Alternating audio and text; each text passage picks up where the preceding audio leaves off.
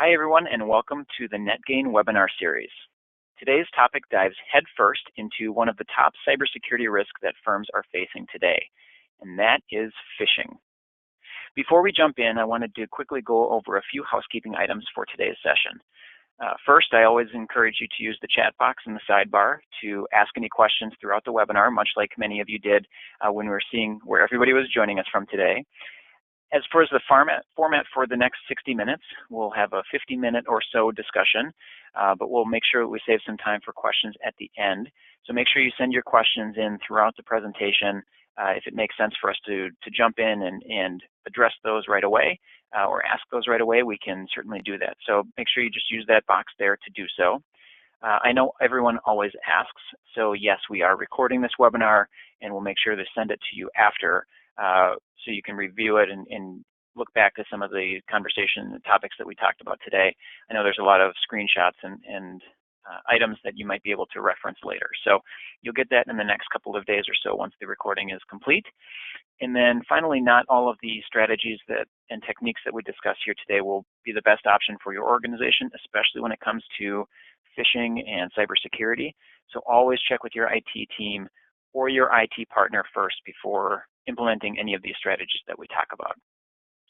I know our audience today includes a mix of existing Netgain clients and organizations we haven't yet had a chance to work with.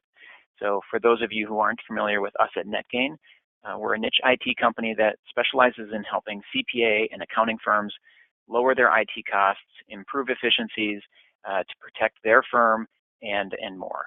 So we feel that IT should always be a strategic advantage, not necessarily a business headache. So we simplify your IT and secure your data so that you can finally sleep at night.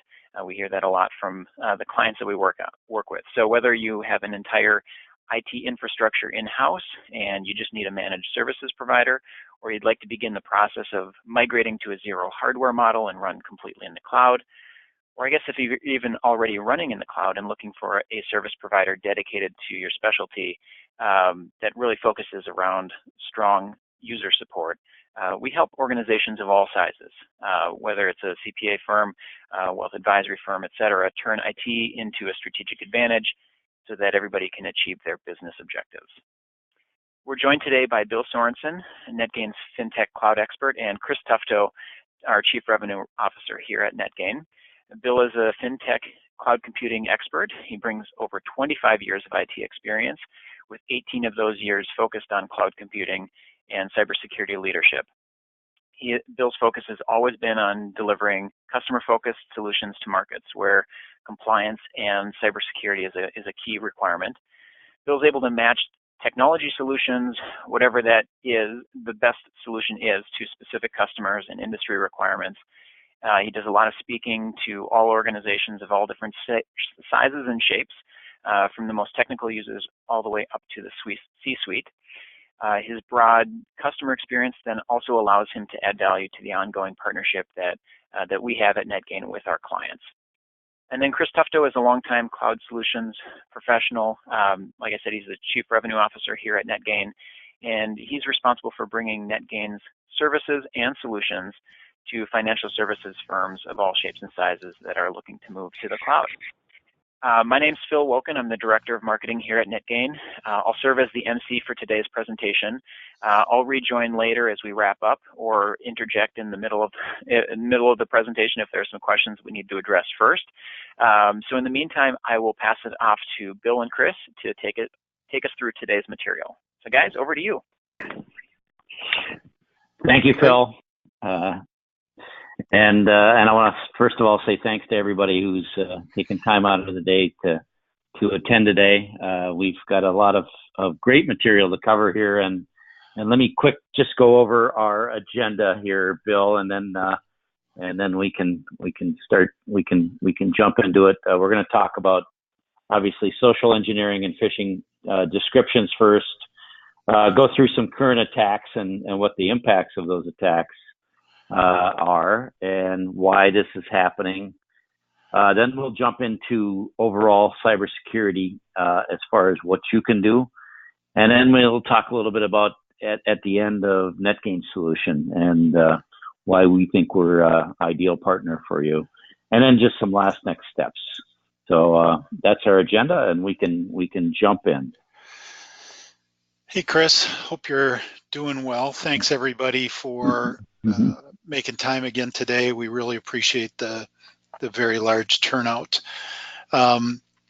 So today's really about this social engineering and phishing, and how it's dramatically stepped up um, in what you see, as well as the quality and the professionalism, as funny as that sounds, of these phishing attacks. Later, when we talk about, why is this continuing to happen, and those kinds of things, we'll get into some of the numbers of what people are really seeing on the fraud side. So let's talk about social engineering and phishing. So really, social engineering is this art of manipulating people so they give up confidential information. And this can be done a large number of different ways. Typically, it's kind of pretexting someone that you're somebody you're not, or they're somebody you're not, or that you're being presented with something that appears correct but is not. Some people talk about how if you've ever gone to a theme park and your 13-year-old just turned 14 yesterday, you may tell them that they're 13, and that's actually kind of a piece of what social engineering is about. Phishing, and I think we're all used to this concept, is really related to putting out information that you respond to and you think is correct. It's very, very specific now. They leverage a lot of technology in the back end to make it look extremely good. And there's a number of different methods of these attacks, and that's kind of the focus of today, is these attacks and what's happening. There is this concept as well of what a 0-day is, and this used to be rare up until about 3 years ago, and at this point you can now buy kind of phishing as a service, ransomware as a service, and it generates these malware products that get installed on your computer, or optionally get installed on your computer, that do different things. And each one today is unique because they're literally not signature based anymore. And so that idea of a 0-day attack is one that the virus products out there haven't seen before, so it gets through. And so that's happening as well. Well, let's go on and talk about kind of these types of social engineering. It really does take advantage of your trust and curiosity. Many times it's links and downloads, emails from another, what seems like a trusted source. There's attacks that ask for your urgent help. There's attacks that seem legitimate, maybe from a bank or a credit institution. There's attacks that focus on donating money to help the current crisis that's going on, or even donating money to help your friend. And so how do they know who your friend is? Many of them also pose as coworkers, so that you're responding to what appears to be a real effort. Phil, I think if you click the one more slide, we can see that we've seen a lot of this in Hollywood. I just put up 6 or 7 different movies, but I think in total we had pulled out 20 different movies that really use this kind of approach. And so you've seen this before. In the movies, they're obviously mostly successful, but in real life, it turns out they are as well. So it's a dramatic impact in all of our lives. So let's go on and talk about phishing a little bit. So there's a number of different kinds of phishing. There's ones that are, they call it a watering hole, which is a place where you may go naturally. and it isn't what it appears. We've seen a tremendous amount of this second one, what they call a whaling attack. So this is a concerted, systematic effort against a CEO or a CFO of an organization, and that can be a small company or a large company. In the large company examples, we've seen Google, we've seen LinkedIn, we've seen other extremely large companies lose millions, hundreds of millions, even total dollars related to a whaling attack. Pretexting, I talked about briefly, pretending you're someone else. Baiting and quid pro quo, if you do this for me, I'll do this for you. And then in the physical world, this idea of tailgating, somebody comes in behind you, looks like they're legitimate, but they're not. Let's start talking about these attacks and what they sound like, what they look like, and then ultimately what you can do to prevent them. And there's a number of them. So I'm going to go through them in a moderate speed. If you have specific questions, please again use that chat box, and you will get a copy of these slides at the end. So this first, business email compromise, and this is the main one that we see.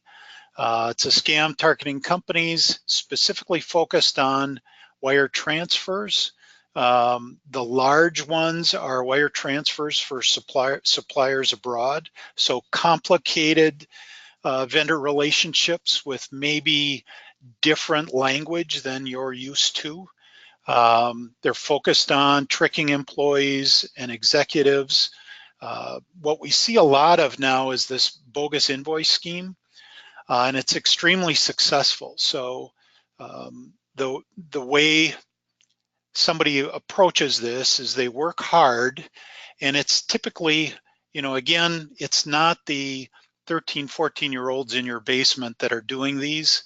This is organizations. Last year, there was a 700-person India organization that was closed down that focused specifically on this type of an attack. So it was 700 people who were coordinating and focused on being able to make these things happen. So what they do is they look really hard at an organization. They build an org chart. They follow people on social media. They look for vacations. They look for all those things that people normally do and talk about, and then they try and take advantage of them. And they're very, very systematic. So they'll run dozens and dozens of these concurrently, looking for when the CEO is on vacation, when's the CFO on vacation, and then they've got a really, really strong attack method. Many of these include the ability to get inside a company and focus on the accounting section so that they can get invoices and they can get invoice detail. And then many of the wire transfer issues relate to somebody getting inside and then changing wiring instructions within the accounting system even.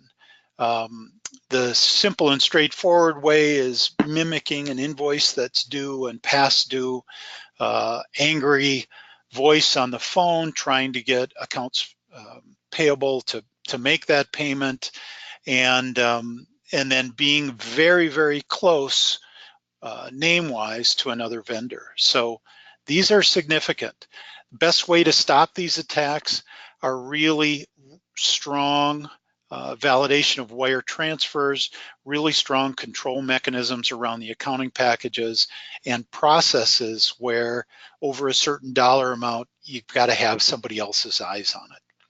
Let's go on to the next one. And Bill, yeah. And Bill, isn't calling that vendor usually a good idea as well as far as your processes are concerned? Yeah, typically what happens is as part of your normal process, you've got what they call an out of bandwidth communication. So if they've sent you an email, your process says you can't email back for validation, you've got to call. So then you would typically look up the information separately and you would call them to validate. So that's a key piece of those processes and procedures that typically we see in place. Great point, Chris. Okay, thanks. Wire transfer scams, again, this is a leverage off the last one. The reason I've got this kind of in here as a separate item is because last year Google and Facebook were taken for over $100 million total. That's a huge number, and those are huge organizations. There's some description that they got some of that money back. We don't actually know. We just do know that that they were taken for over $100 million total. Again, this is spoofing one of your contractors. We've seen this a lot in the real estate side and construction side, where vendors have huge invoices, crane vendor, that type of thing on the construction side. The FBI produced a number that said in 2016, $3 billion was stolen this way in the actually in the world. In the US, no, actually 3 billion was the US. It's a bigger number in the world. I'll show that later. But again, control procedures are key. In the wealth management side, we've seen many of these procedures include specific calling and then keywords associated with approving wire transfers. There's been some risk for high net worth and high value clients related to abductions and requests for transferring money that would be out of the norm. So many customers and high value customers may not care for some of those procedures, but the reality of it is we're there trying to protect their money and make sure that both the client and us as the provider aren't at risk of participating in fraud. That voice verification that we talked about is extremely important. Okay, we've got a number of these, and I'll go through a little bit quicker. You probably have seen this one, deactivation scares. Your email account is going to be deactivated because you haven't done something. Your FedEx account is going to be deactivated. Your car insurance is going to be deactivated. And it looks really good. You know, I mean, it can look exactly like an email that you typically get from those organizations.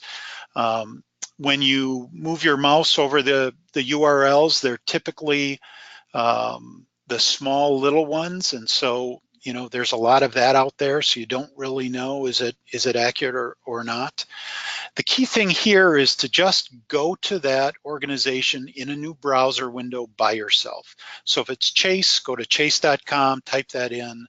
Wells Fargo a few years ago had a huge impact on customers in relation to this deactivation of passwords and accounts, and people input their information and really cause some dramatic problems. Let's go on to the next one. This is a funny one. Up one, there you go, tech support scams. I have a brother, which is kind of funny, that he fell for this just about 2 months ago. Somebody called him and said, "We see your system is running slow and that there's a lot of errors. We're from Microsoft and we can help you with that. Is now a good time to take care of this?" And he said yes, as many people say yes. What happens next is they get remote control of his computer. They ask to install remote control software. While they're in that visible session, in the background, all his information, all your information is being stolen. They typically charge a small fee for this.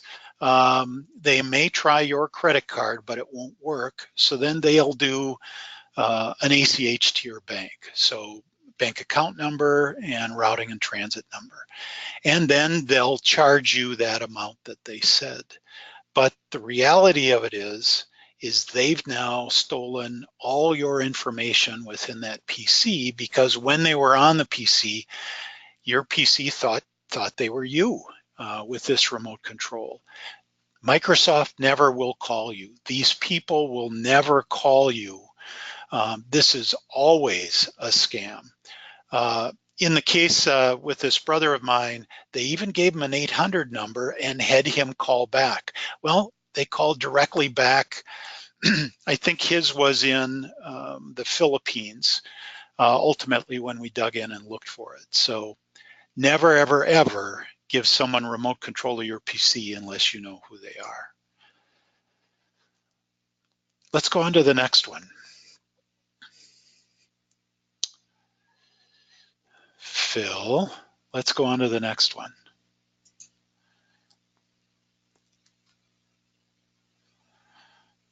SMS phishing. So this is kind of interesting. Interesting in one hand because it's fairly new. Interesting in another because we're seeing more text messages from vendors. I dropped dry cleaning off and got a text message from the dry cleaner that said, thanks for dropping off those items, and we'll text you when they're ready. And so we're seeing more and more of this interaction with not just family anymore, but with vendors around texting. If you get texts that you don't know who they're from, just delete them. There's a really coordinated scam here in relation to Gmail and Gmail's two-factor authentication. For those of you who are using Gmail, you know that you go to log in and it texts you some digits, and then you're going to enter those digits to confirm. And so what these bad guys do is they pre-send you an email, or excuse me, pre-send you an SMS text that says, there's a problem with your Gmail account. You'll receive these digits coded in another text. Please copy them and paste them into this text, and we can fix that issue with your Gmail account. So what they've done is sent you that text. They've then gone to the Gmail side.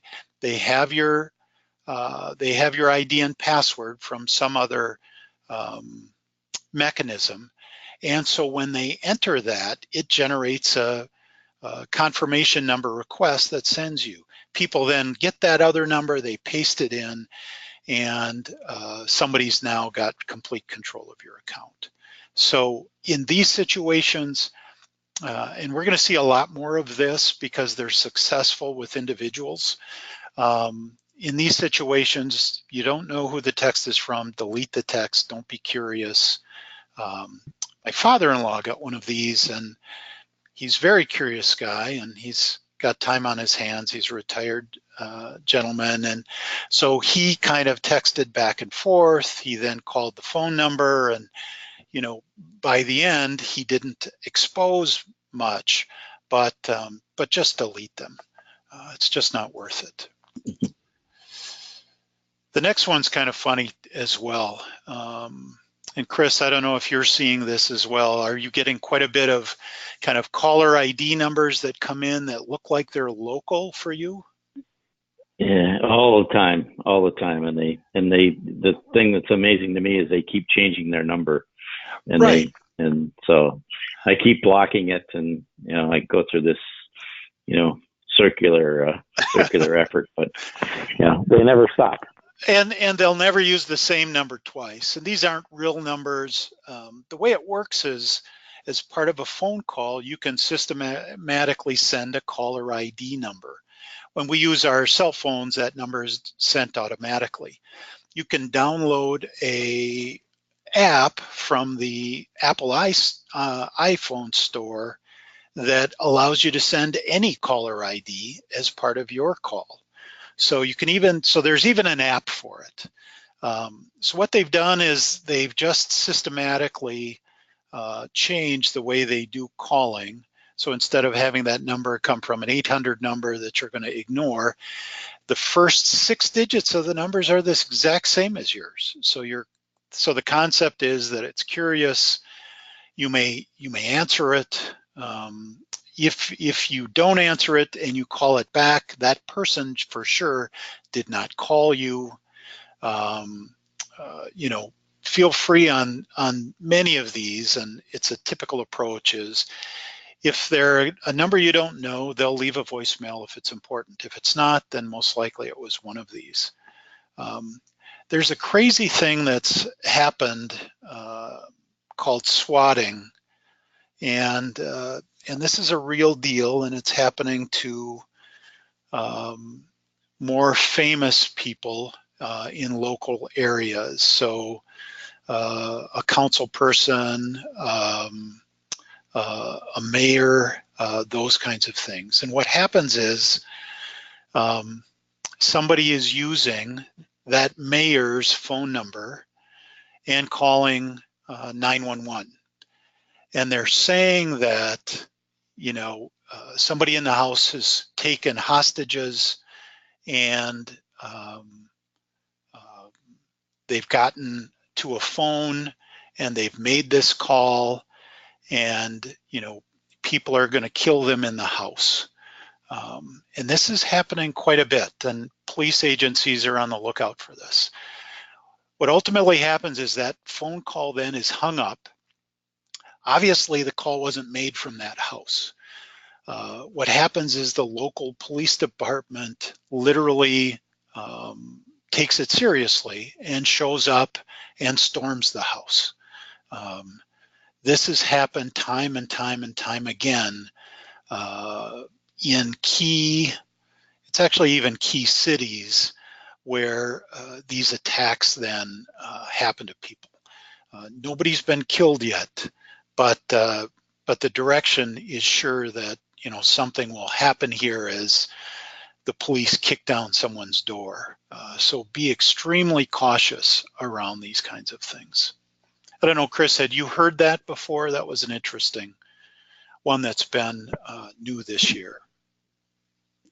No, I have not. I haven't heard that, but very, very interesting. Obviously, my goodness, yeah, it continues to morph. So the thing that's crazy to me is that hacking continues to morph, and obviously it's the reason we do these webinars as well. But, yeah. Very. Hey guys, just wanted to jump in. Here. We did have a question. Tom is wondering if there are any suggestions for apps that may help with spam phone calls. So Bill, you had mentioned that, you know, obviously there are the apps that help make the spam phone calls, but is there anything that can be used, or any apps, or are the phone companies working to create any sort of solutions to this to, you know, make spoofing not possible? Yeah, it's a good question. There really aren't any apps other than your contact list. So typically if your contact list has all those people, you'll get those names. And so if it's not on the contact list, it's someone else. But the FCC I think it's even a month ago, arrested the CEO of a company that was doing this. So they're trying to systematically come up with a way to stop it at the phone switch side or the network side. So I think we'll see more around that, more probably validation. They're going to have to change caller ID just natively if they're going to solve it on our side. But they've taken aggressive actions on solving it on the caller side. It is against the law in the United States to do this, and so you know, good question. Okay, good. And just on that note, we had Scott reply. It looks like he uses Hiya, Hiya, on his end, and then we also had Jill who said that she had used or uses Mr. Number. So Hiya and Mr. Number. So go ahead and check those out if you're looking for some options. But great, thanks everyone. All right, let's move on to the next slide then. Next one is Craigslist money scams, and you may have seen these, or if you use Craigslist to sell things. Typically, it's somebody's interested in buying your product. They may maybe even prepaying for services. They offer to pay full shipping. They're not local, so they're not going to drive over. They typically want you to pay you more and then ask you to forward the difference to a shipper or to another person. And really, this is an old check scheme. You get a check, you deposit it, your bank accepts it. It takes 3 days to clear. You send one out. Your check, of course, is good, and their check bounces. So again, we see this a lot with Craigslist. If you sell things on Craigslist, you probably have seen this. So be very, very cautious in participating. There's another one coming up toward the end. I think it's the last one that's a lever off of this. We only have 3 more, so let's knock those out, and then we'll get on to how to protect ourselves. You're going to jail, directly to jail. I don't know if you've gotten these this year. I got one about 2 weeks ago from the supposed IRS that they've had this outstanding fine, that if I don't call them back, police will be at my door, and that the only way I can pay it is through some card I can buy at Target. As funny as it sounds, the focus of this is on people who may not see that it's unique or that it's untrue. They get a tremendous amount of compliance from the older generation around this, and their goal is to really, really try and scare people. If you look on YouTube just for kicks, you can look up IRS scam, IRS phone scam, and see some of the examples where some people have tried to keep these people, they videoed it and recorded it and then keep them online. So interesting, but again, hang up the phone, they're not coming to get you. A couple more, save a friend. We talked briefly about this earlier. GoFundMe is a wonderful web organization that facilitates people donating money to good causes. The scam around this, and you hear that there are scams associated with this when there are kind of very public disasters, and they're very successful. So when there's a hurricane or even a local disaster and someone set up a GoFundMe account to help with that, be extremely wary because many of those are funding, an individual who then disappears. The leverage here is Facebook and Instagram, where you may be communicating with a group that you're close to that has an emergency and needs money, and so they're going to lever that to you specifically. So again, use a different method to contact the person to verify this, and do that before you do any kind of funding.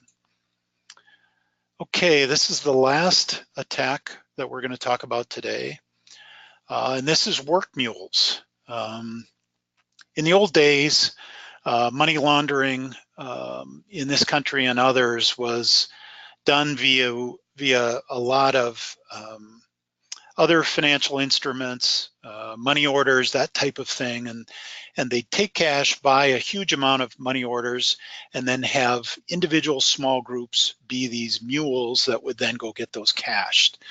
Today, what's happening is there's a job out there for you.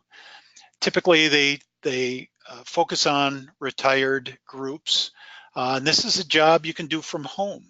In fact, the way this job works is you'll get money deposited into one of your accounts. You get keep a percentage of that, and then you have to forward that other money on to somebody else. Many of that much of that other money is used to buy Bitcoin. So you'll buy Bitcoins for someone else. Some of these may include a salary for you for doing this. So you keep a percentage and then you get a monthly salary. And really all you're doing is moving money. The truth is you're participating in money laundering. You're laundering that money for somebody else. That money's coming into your account, an individual account that ultimately will get traced to you. And then you're moving that money to an offshore account. So it gets into the banking world. This is a real deal and serious for this group of retired folks that's looking for a way to make an extra $500 a month. So this is one to, kind of discuss at home and discuss with your folks. That's what we've got focused on specific attacks. What we want to do next is talk a little about why this is happening, and then ultimately what you can do, the exact things you should be doing. The reason this is happening, and Chris and I were joking about this picture, but this is like the best picture around phishing and social engineering there is. Yeah, it's the best. It really is this shark pretending to be someone else. There's a tremendous amount of money to be made here. $12 billion was stolen last year via phishing and social engineering. 98% attacks rely on some level of social engineering. 91% of successful breaches started with spear phishing, which is specifically targeting one individual, kind of like whaling we talked about. And ransomware in 2017 specifically was a $1 billion business in the United States. The bottom URL, and you'll get this in the presentation, talks about, it's from the FBI and kind of talks about this.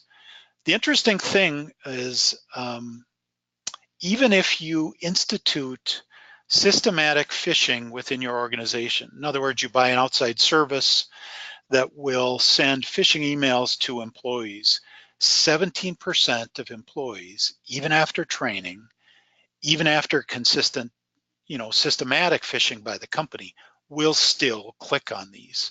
So, we're the problem, we're the worst problem, and we've got to continue to address that. Let's do a quick slide on overall cybersecurity. We're interested in organizations doing security risk assessments internally, and then looking at the risks that are identified that are different than what they should be and coming up with solutions for that. We're really interested in you being compliant within your industry in relation to risk management. Things change in your organization, and so being systematic and at least quarterly looking at changes and did that increase your risks, and then really training users, focusing on that. We really want this really environment of control and risk and concern that they're out there and they're looking for you. And they're very good at what they do. It's no longer the Nigerian prince sending you money, although that produced billions and billions of dollars. It's very systematic today and very coordinated. Well, let's go on to what you can do.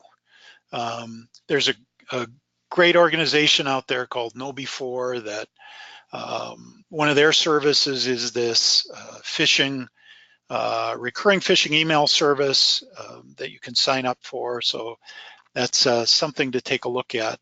But let's walk through kind of these social engineering red flags within email and see if we can't help protect ourselves from that. So we're going to go through, excuse me, each part of the email and have things that you should look at for each section. So first one is the from section. Who's this from? Do you recognize the email address? Is that somebody you usually communicate with? If it's somebody outside, is it related to you? Is it really your job, or should have this gone to someone else? If it's somebody inside your organization, is the email in character for how they talk?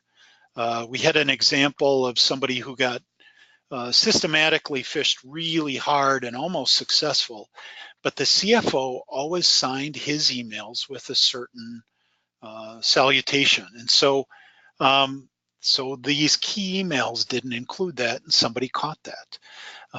The next one, is it a suspicious domain? For example, if there's a customer ABC Accounting, is the domain abcaccounting.com or is it abcaaaccounting.com? The interesting thing on domain name purchases over the last 4 years has been that it's over 90, I think it's like 93% of domain name purchases are those one-off named domains.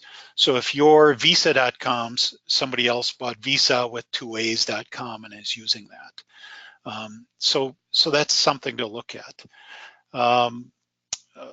Do you have a business relationship with them? Yes or no? Is this typically what you'd see is in spam?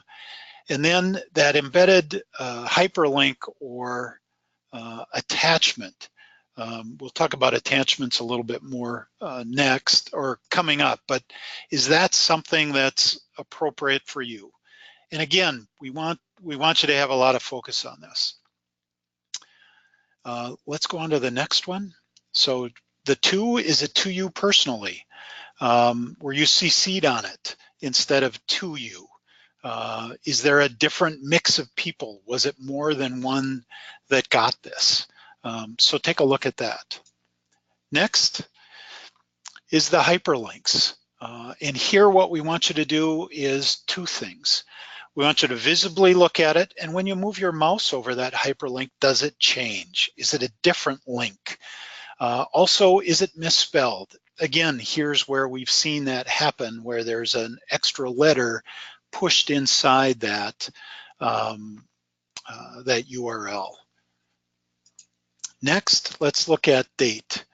Did you receive this at a usual time? You know, is it business days? Is it a vendor sending you it at 3 a.m.? Those kinds of things. Again, that can point to something that's unusual. Next, the subject line. And here's, we talk here about, is it irrelevant or doesn't it match, or did you request this?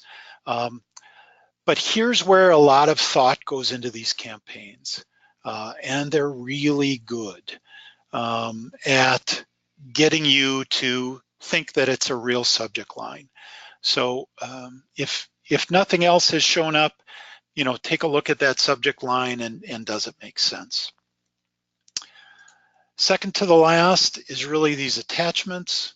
And these are where attacks happen. This is where that ransomware is going to come in. You're going to open that Word document, or you think it's a Word document, but it's not. You're going to open that PDF, but it's really a Word document with an embedded ransomware. You know, all those files can produce significant risk. And again, your virus protection program isn't going to strip all these out. So let's be on top of this. Then the last one we want to talk about is the content. Is it somebody asking you to do something out of character? Is it somebody asking you to do an emergency? There's some strange grammar. Is there something that is trying to compromise you or get you to respond kind of quickly and out of character for what you normally do? And again, this is an example. You're getting dozens and dozens of emails a day, but these are good things to have in your world and kind of in your psyche to really get an idea of how do we protect ourselves. All right, thank you, Bill. That was awesome. I think on the first bullet, as far as what we can do going forward, maybe just talk a little bit about explicit goals as far as what a firm or any type of business could do. You bet. Just one thing, Chris, your mic's a little muffled at times. Just a heads up. Yeah. So for explicit goals, let's get your organization leveled up in cybersecurity. Let's make sure we're going to do security risk assessment. Let's take a look at policies and procedures that are in place. Let's train them and really have users use them. We offer these cybersecurity trainings roughly monthly. Get your other employees on them. Let's use this as at least the semi-annual training to get people aware. Those are really these goals that we want. I like the executive teams to be involved with these, and we do a cybersecurity, and I can't remember. It's possibly the next one that's a personal one. So it's how to protect yourselves at home and how that bleeds over to the office. In the executive team, that's a key piece because a lot of these phishing attempts are focused on them.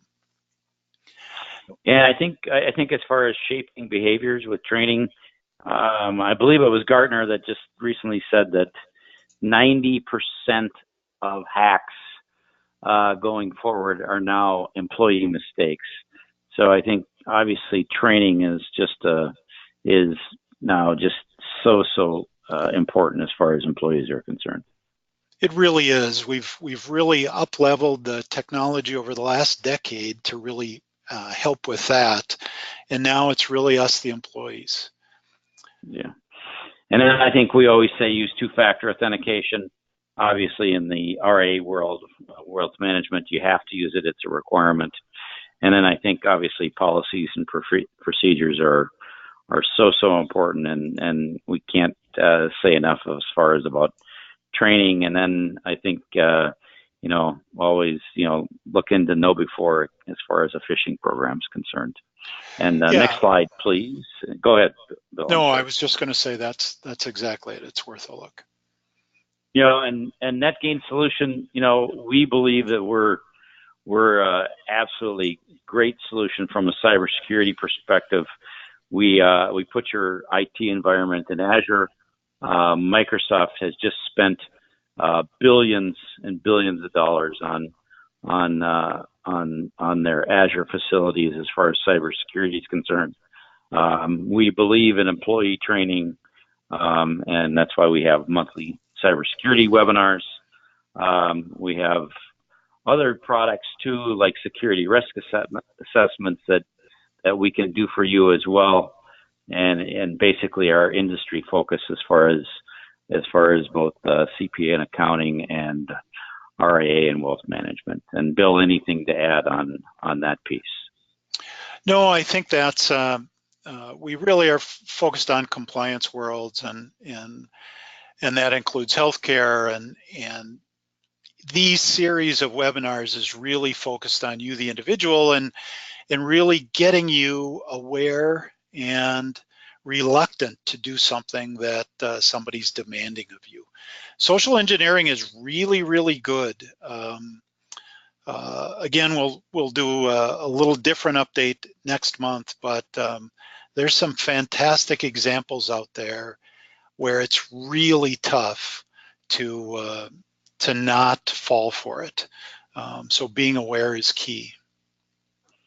Yeah, it sure is, and I think having help around the cybersecurity area is also key for firms as well. So it next really steps. Oh, go ahead and just jump into next steps, please, Bill. Sure. Close this out. So it's worthwhile to take time and look at yourselves, work with your current IT provider, and if you've got a compliance officer or an administrator that focuses on this, make sure that they're in tune with what current things are. If you haven't done a security review, do one. Typically, there are a number of items that come out of that can get addressed fairly quickly. And again, you know, we're about training a lot because it actually shows that it helps. So getting people to protect themselves and protect themselves at work is a significant significant direction. And really contact us for moving forward with that cloud-based security and in a real cost-effective manner. And as we say almost always, the most important thing is to start now. All right, Phil. Thanks so much, guys. Pass it back to you. Perfect. Appreciate that. I think having screenshots is always helpful, especially just kind of looking at all of those different components. So I think that will be great, and appreciate the primer on all of those different phishing attacks. I don't know if I realized that there were that many different types of attacks that were being deployed right now. I think I just think about emails and emails coming through. So thank you so much. We did have a couple questions that came in. So we'll cover those here in just a second. But if there were any last-minute questions that you wanted to ask Bill or Chris, please head over to the question box and enter those in there. But guys, Jim was wondering, relating to the training, what was the best method to be able to train that staff? I know Bill, you had mentioned the Know Before program for signing that up for phishing. But is it looking at e-learning modules? Is it sitting everybody down in the conference room, or through video conferencing? What's the most effective way to increase the training for a staff? I don't like static material to have people go through. This is a fairly dynamic piece. I like more interactive environments. Webinars are good because you can ask these questions. You want them to be current. There's a number of providers out there, but in situations where you can show exact examples, and next month will be a little bit more of that, that ends up being compelling and people remember it. And so in this situation of focused on phishing, and we'll go through a number of the attacks in detail next time, it's really compelling because people remember that. Some of the static stuff, and some of this can be boring, but some of the static stuff is a little hard on the attention span. But there's a lot of really tough examples out there that, when shown, people remember. Great. And then Scott is wondering, from a discipline perspective, what our recommendation is. If someone fell victim to a phishing attack, what should be a course of action after that? Sure.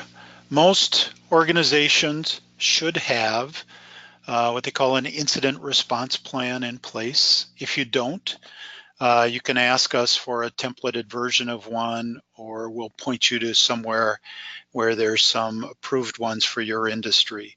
But typically that incident response plan shows step-by-step what to do should you think that you had a possible breach. And so it's not a breach, you don't know, but something happened. And so typically it's escalating that to the right person inside the organization. It's a technical review of what happened. It's, if it really did cause some significant exposure, it's immediately identifying that exposure, stopping the exposure, and then digging into what really happened. We had an example of one of these a couple of years ago. Somebody's ID and password got out in the wild for their corporate account.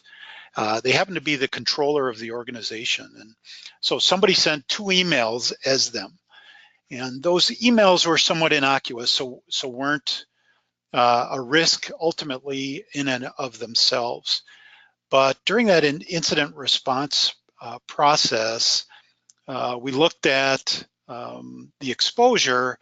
And it turned out that since it was email, the person who had the ID and password was able to download their whole email history, since that's an option in iPhones or even web browser email when someone gets access.